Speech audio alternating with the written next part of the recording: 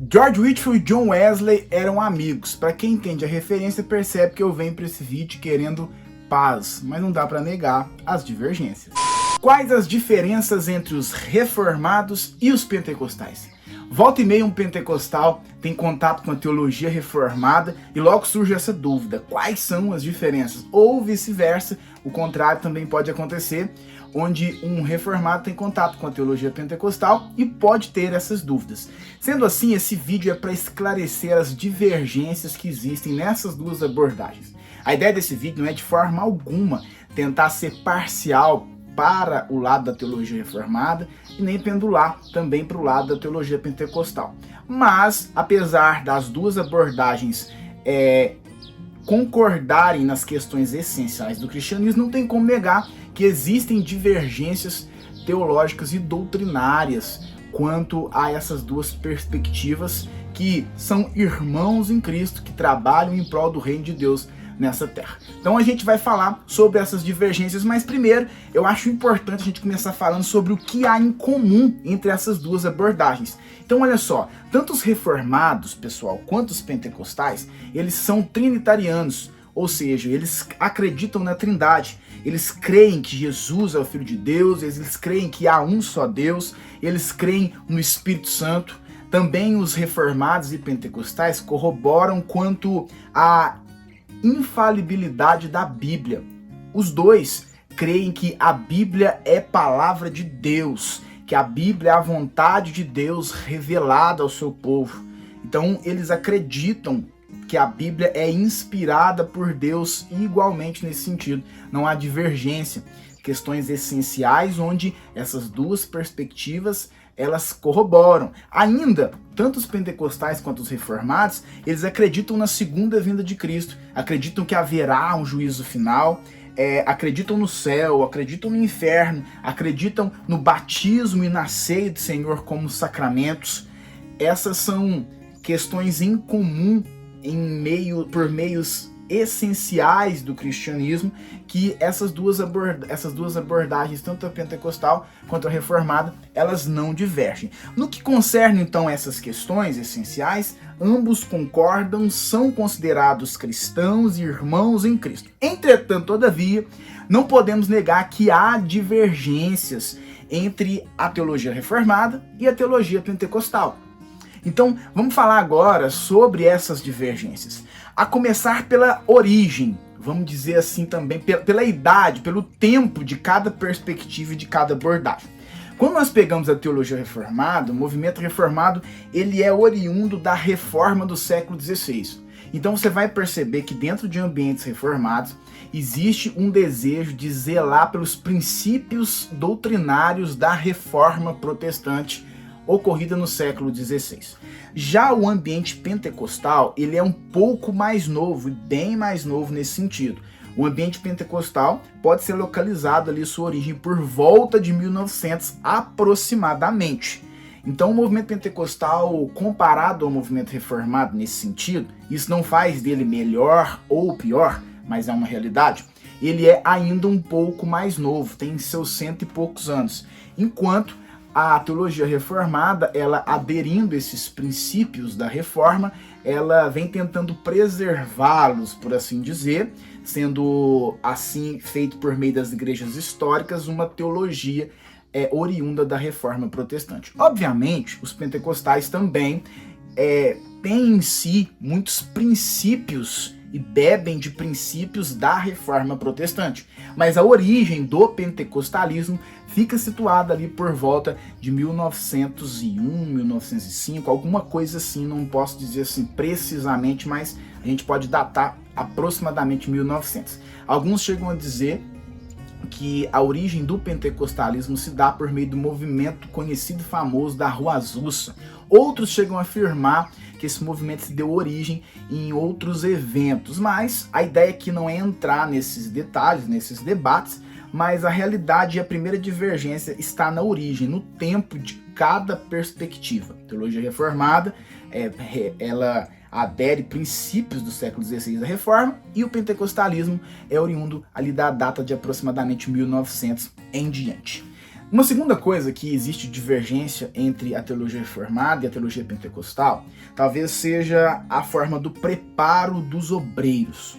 A igreja reformada, ela exige dos seus ministros, dos seus obreiros, dos seus pastores, por assim dizer, que eles se dediquem a um tempo intensivo de estudos, para que a liderança deles seja desenvolvida não só na comunidade local, de forma prática, mas também em aquilo que os reformados conhecem como um seminário. Então, um obreiro, um pastor reformado, na maioria das vezes, ele passa por um período intensivo de seminário. É uma faculdade teológica, por assim dizer.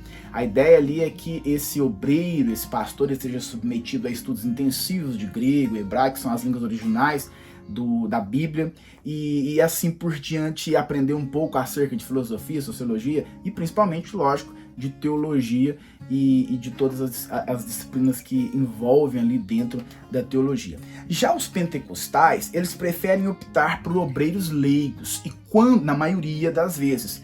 Quando eu digo obreiros leigos, eu não estou dizendo que eles são inferiores aos obreiros pastores reformados. Quando eu digo leigos, eu digo que o ambiente pentecostal, ele prefere, na maioria das vezes, começar a obra, por assim dizer, colocar na liderança de uma obra alguém que tem experiências práticas e não experiências acadêmicas como prerrogativa para que isso aconteça. No meio reformado, existe muita exigência de que o pastor ele tenha contato com essa questão acadêmica também. No meio pentecostal, pode-se ter uma boa, saudável liderança, mas não existe essa exigência acadêmica daquele que vai liderar, talvez, ali um rebanho, uma igreja, ser um pastor, por assim dizer. Existem os pós e contras de ambas as partes. Eu não estou aqui para falar sobre isso, como eu disse, não vou assumir partido nenhum, mas a divergência é essa. Em primeiro momento, então, no preparo dos obreiros, a teologia reformada se esmera mais em preparar os seus pastores com essa coisa de seminários, coisa mais acadêmica e também prática, enquanto os pentecostais zelam mais pela experiência prática somente, certo?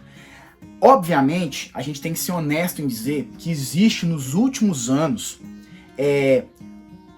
uma grande mudança no meio pentecostal neste sentido. Os obreiros, pastores das igrejas pentecostais, em muitos lugares, não em sua maioria, mas eles estão despertando para o estudo acadêmico, teológico, para assumir as posições que assumem. E isso é muito bom. O reino de Deus só tem a ganhar nesse sentido, mas fato é que talvez até por conta desse tempo de história maior da teologia reformada, ainda existe essa divergência grande quanto ao preparo de obreiros. Mas ainda os reformados vão divergir dos pentecostais quanto ao batismo com o Espírito Santo. Os reformados, eles acreditam que o batismo com o Espírito Santo, ou batismo no Espírito Santo, use assim como você preferir, os reformados acreditam que o batismo com o Espírito Santo é uma experiência que o cristão passa e ela é concomitante à salvação.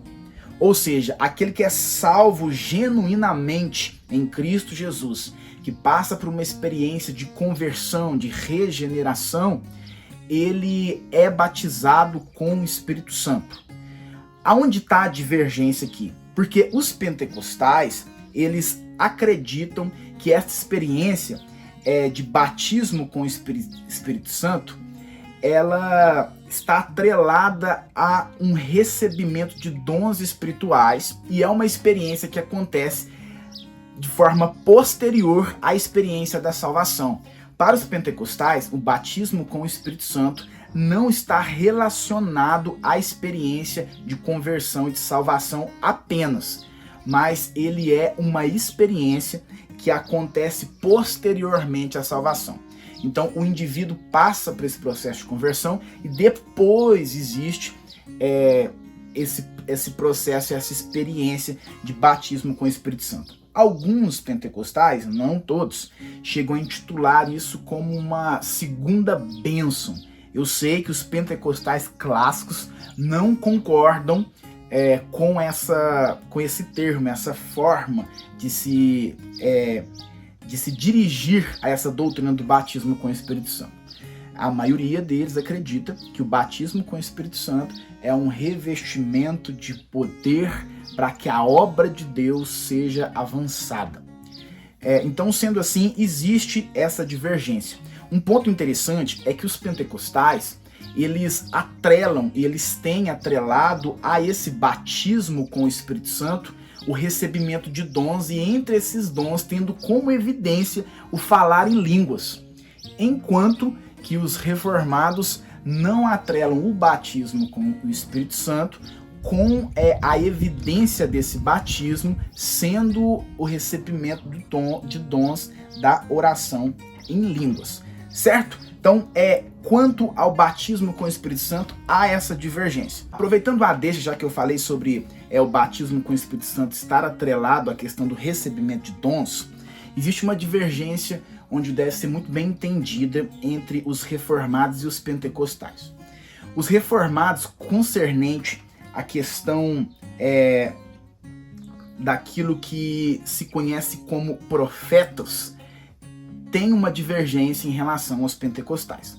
Para os reformados, o ofício profético, o profeta como ofício, ele não é mais uma realidade após o fechamento do período da revelação bíblica. De forma resumida, os reformados não acreditam que existem profetas como Jeremias, Ezequiel e Isaías, que podem ter uma nova revelação, uma revelação exclusiva da vontade de Deus, já que, para os reformados, a Bíblia é a revelação de Deus e não há mais revelações a serem acrescentadas no nível bíblico para se equiparar, que poderiam se equiparar ao nível de revelação da Bíblia.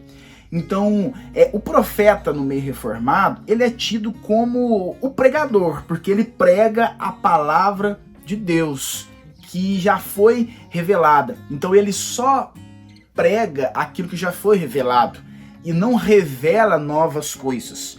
No campo pentecostal, um profeta pode revelar o futuro por meio do dom de profecia, aquilo que se chama nesse contexto de profecia preditiva, por assim dizer. Então, o profeta ele pode revelar o futuro de alguém, mesmo que essa revelação ela vá além do que está escrito nas Escrituras. Então pode surgir uma revelação nova quanto ao futuro de algum indivíduo, que eles concordam que essa revelação é uma revelação oriunda da vontade de Deus. Os reformados, eles acreditam que as revelações elas cessaram quando a Bíblia se fez completa, ok?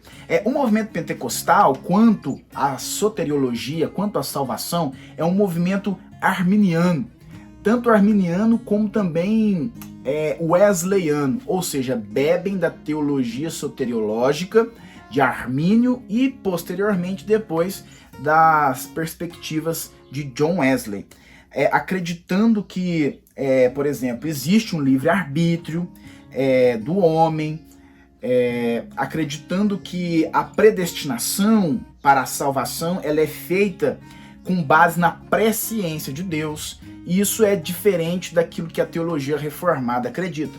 Os reformados, quanto à soteriologia, são calvinistas, e a perspectiva calvinista ela não concede ao homem um livre arbítrio, mas apenas uma livre agência nesse sentido, e eles acreditam que a salvação, o meio reformado crê que a salvação ela é totalmente realizada por meio da soberania de Deus, não tendo o homem parte alguma na realização da sua salvação.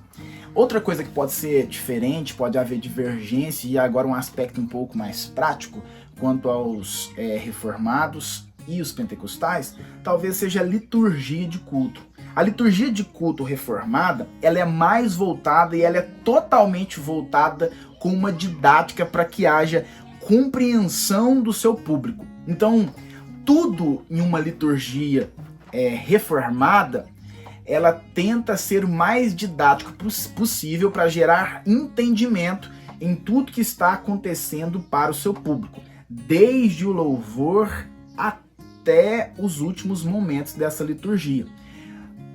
A ideia é haver uma facilitação para que haja compreensão do público em tudo que está acontecendo na liturgia. No meio pentecostal, há na liturgia de culto uma liberdade para maiores expressões emocionais.